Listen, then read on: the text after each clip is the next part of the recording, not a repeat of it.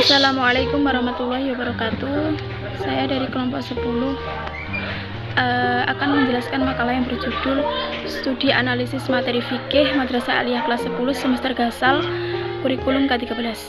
Yaitu yang pertama, saya akan menjelaskan tentang ketentuan perkawinan menurut Islam dan undang-undang serta hikmahnya.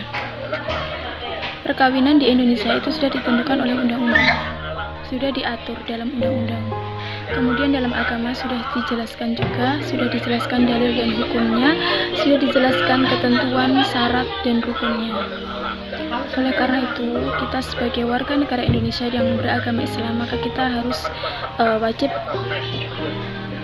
mengikuti syariat-syariat Islam, rukun-rukun menikah, syarat-syarat menikah, dan kewajiban-kewajiban menikah dalam hukum Islam yang sesuai dengan aturan dan tatanan syariat Islam ataupun undang-undang yang sudah ditetapkan di Indonesia. Kemudian saya juga akan menjelaskan tentang hikmah perkawinan. Dengan adanya perkawinan, maka kita bisa menahan hawa nafsu kita, sehingga dengan adanya perkawinan ini maka kita tidak akan terjerumus dengan kemaksiatan. Kemudian memenuhi tuntutan fitrah manusia, kemudian mewujudkan ketenangan jiwa dan kemantapan batin, karena menikah itu adalah menyempurnakan separuh agama. Mungkin sekian yang dapat saya sampaikan. Apabila ada kurang lebihnya, saya mohon maaf yang sebesar-besarnya. Kemudian akan dilanjutkan oleh teman saya. Sekian, terima kasih.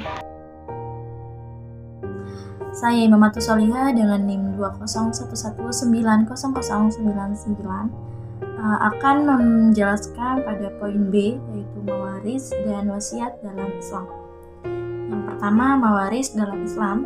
Secara bahasa, mawaris berasal dari bahasa Arab, yaitu al-miras, merupakan masdar dari waritha yarithu mirothan, yang artinya harta peninggalan dari orang yang telah meninggal. Menurut Profesor Hasbi, hukum waris dalam fikih yaitu ilmu dengan dia dapat diketahui orang-orang yang mewarisi, orang-orang yang tidak dapat mewarisi, maupun kadar yang diterima dan dari ahli waris, dari masing-masing ahli waris tersebut, dan cara pengembaliannya. Kemudian rukun dan syarat waris, yaitu al-muwaris, yaitu orang yang mewarisi, kemudian ahli waris, dan yang ketiga yaitu al-maurus, yaitu harta warisnya. Selanjutnya, hak-hak dan harta atas peninggalan. Uang tersebut atau harta waris tersebut sebelum dibagikan, sebaiknya dan seharusnya biaya pengurusan jenazah diselesaikan terlebih dahulu. Kemudian hutang piutang dari pewaris, baik itu hutang piutang kepada manusia dan hutang piutang kepada Allah. Hutang piutang kepada Allah seperti nazar, puasa, zakat, dan lain-lain, selaku sebagai hamba semasa hidup dan sebagai ketanggungannya di dalam hidupnya. Kemudian yang ketiga, wasiat pewaris. Sebab-sebab yang mendapatkan warisan yaitu pertama kekerabatan, kedua perkawinan, yang ketiga al-wala. Al-wala di sini yaitu berarti membebaskan dari yang lain, seperti membebaskan hamba sahaya dalam fikih. Kemudian penghalang untuk mendapatkan warisan. Yang pertama karena sebab pembunuhan, dan yang kedua perbedaan agama, perbedaan tempat atau negara, kemudian perbudakan. Kemudian selanjutnya wasiat dalam Islam. Wasiat secara bahasa asal dari kata wasya, yang artinya menyampaikan atau memberi pesan.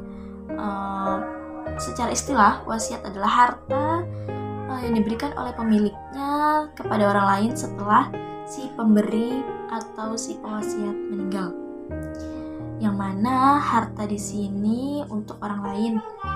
Wasiat dilakukan oleh seseorang selama masih hidupnya terhadap harta yang sudah jelas dan sudah nyata ada sumber hukum yang mengatur wasiat dalam Islam ini terdapat dalam Quran Surah Al-Baqarah ayat 180. Wasiat dalam Islam ini sekurang-kurangnya orang tersebut sudah berumur 21 tahun, berakal sehat, tanpa paksaan, dapat dengan mudah memberikan wasiat tersebut atau harta tersebut kepada orang lain dengan syarat harus disetujui oleh ahli waris yang lainnya, baik secara lisan maupun tulisan,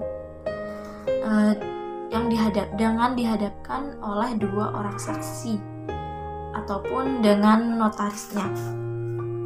Kemudian pencabutan wasiat.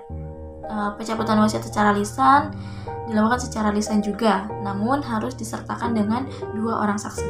Kemudian wasiat dengan tertulis, maka pembatalan wasiat tersebut harus dengan tertulis juga dan diperlukannya dua orang saksi juga. Kemudian wasiat dengan notaris, pencabutannya dengan akte notaris pula. Kemudian pembatalan wasiat. Yang pertama, calon penerima dalam keadaan dipersalahkan atau membunuh atau menganiaya kepada orang yang memberi wasiat tersebut. Kemudian dipersalahkan karena mendapatkan pengaduan bahwa pewasiat telah melakukan suatu kejahatan. Kemudian kekerasan atau ancaman mencegah pewasiat untuk membuat atau mencabut, merubah wasiat untuk kepentingan calon penerima, menggelapkan atau memalsukan surat wasiat. Kemudian penerima tidak mengetahui wasiat tersebut sampai ia meninggal sebelum meninggalnya si pemberi wasiat. Kemudian pewasiat menolak wasiat tersebut. Dan yang ketujuh, penerima mengetahui wasiat tersebut tapi tidak menolak ataupun tidak menerima sampai dia meninggal sebelum si pemberi wasiat. Kemudian barang yang diwasiatkan telah tiada. Seperti itu. Baik, terima kasih presentasi dari kelompok 10. Sekian, wassalamualaikum warahmatullahi wabarakatuh.